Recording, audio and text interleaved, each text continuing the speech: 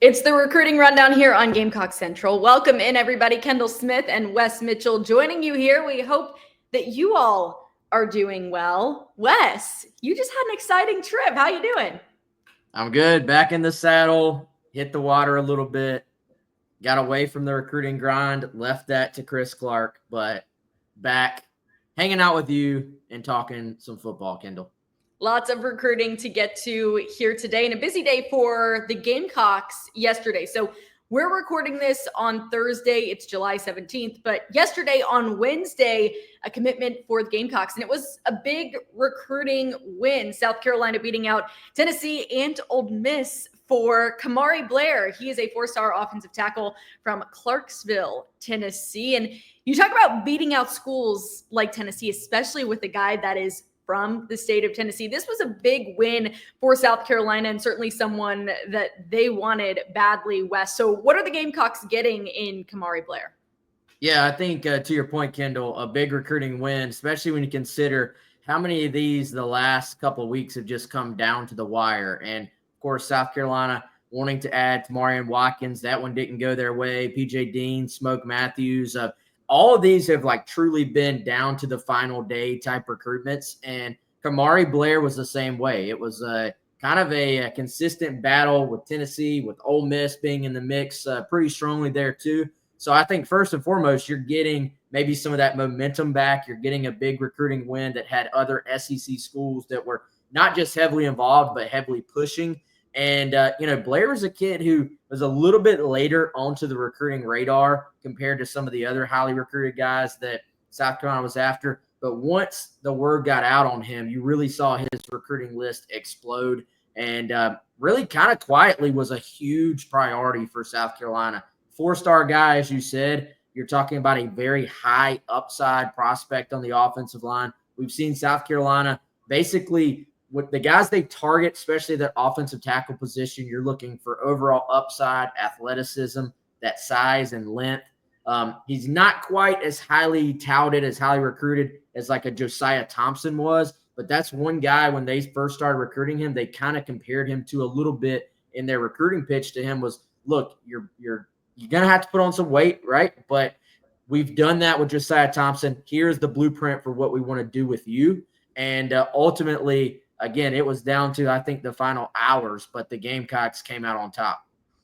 Well, speaking of other four-star guys, we've talked about Landon Duckworth's recruitment quite a bit, not only here on the recruiting rundown, but on Gamecock Central. And I feel like we've been talking about it for a long time. But Wes, tomorrow is the day. It's the day we've all been waiting for. Landon Duckworth will announce where he will play college football. And South Carolina has felt like it's been in a really good position with Duckworth for some time. And this recruiting process with him was not a sprint. It was a marathon for sure to get to this point.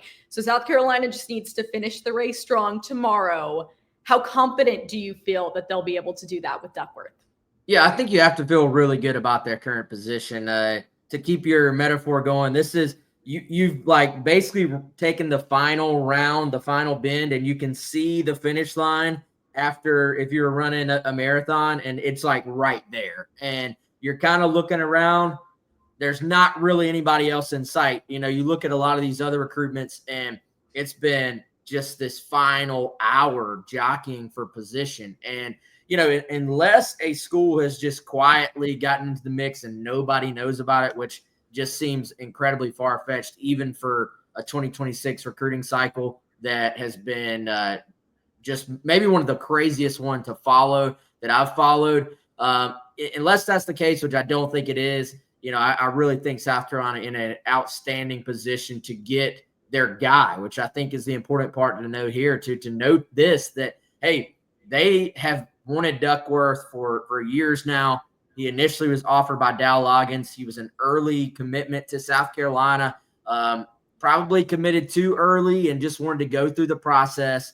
He has done that, and this will be one of the kind of, I would say, few just actual full circle recruitments where a guy has an early commitment to a school, backs completely off, goes through the entire process, and then potentially lands right back with South Carolina on Friday. And maybe let some continue a little bit of momentum here after dealing again with a couple of misses on the recruiting trail.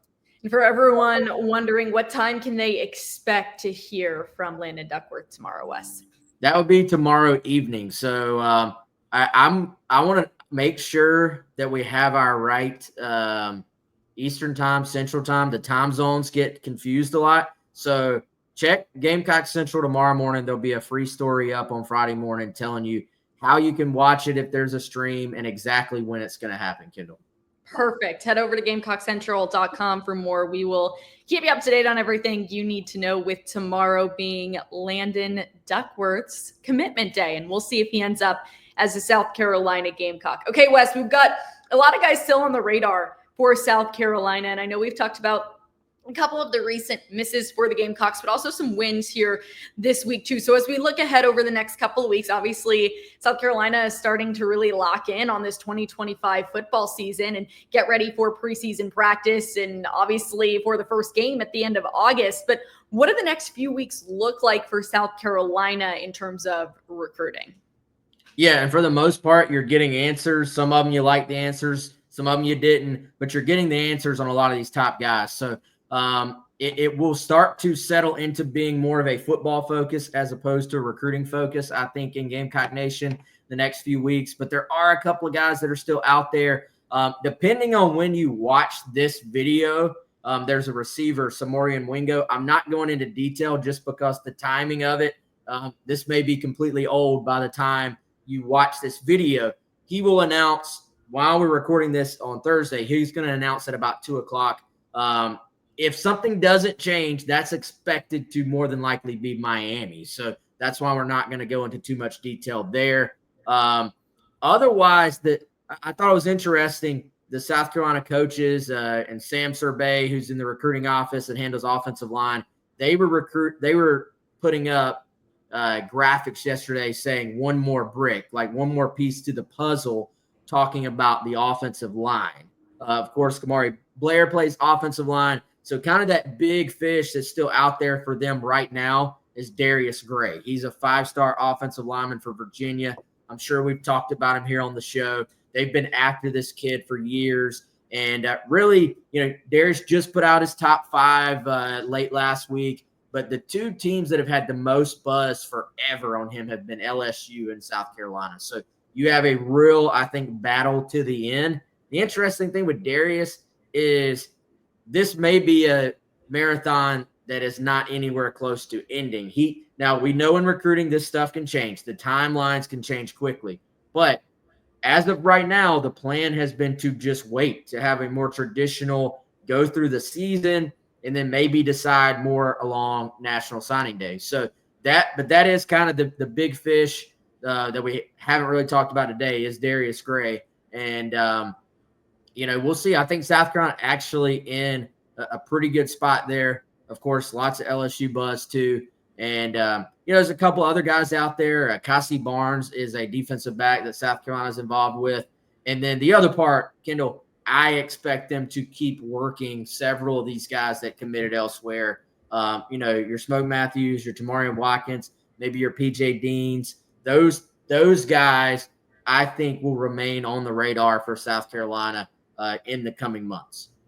Well, we will see what happens. We've seen South Carolina flip some guys before, so that could be potentially something for the Gamecocks in the future. Again, not 100% sure, but we do know that South Carolina will continue to recruit some of these guys, even if they've committed elsewhere, if they feel confident that there could be a chance that there would maybe be a flip with some of these guys. So again, head over to GamecockCentral.com. Even though we are getting more onto the football side of things and a little bit less about recruiting is still very much in full force. And once we do get into the season, we'll be able to talk with you all about all of the visitors that are coming to South Carolina as the Gamecocks look to impress. A lot of these guys that they have for 2026, 2027 coming into town and making them have a great experience at Williams-Brice Stadium. So GamecockCentral.com. Follow us on social media at Gamecock Central. Wes, so glad you enjoyed a nice little trip, but it's great to have you back. Thank you so much for your insight, and thank you everybody for watching. We hope you have an awesome rest of your day, a fantastic weekend, and we will see you back here on the Recruiting Rundown soon. So for Wes Mitchell, I'm Kendall Smith. This has been the Recruiting Rundown here on Gamecock Central, and we'll see you next time. Bye.